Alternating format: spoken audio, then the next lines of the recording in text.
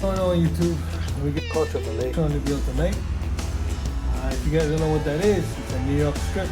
Alright, made in Brazil. Contra Filé. Looks good too.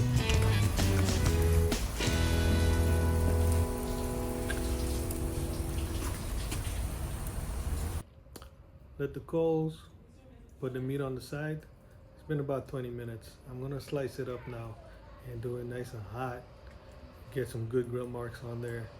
Get it about medium, 145-ish, maybe 150, and then pull it. All right. Got some roasted potatoes and some okra.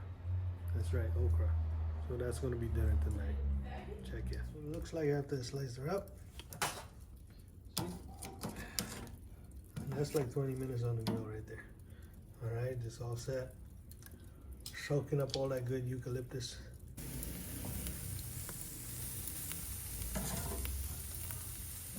If you like what you're seeing, go ahead and subscribe. A little check mark there, you know.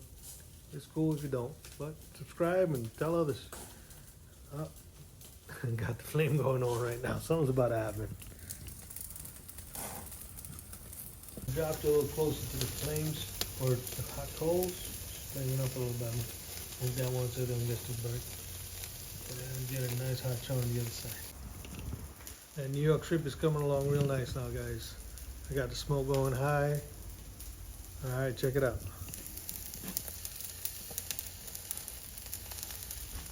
High to the sky, baby.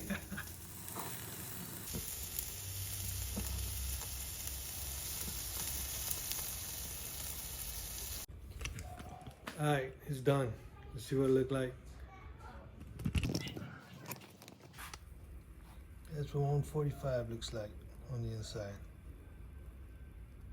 All right, we're gonna let it sit for about 10-15 minutes and then slice them open out there.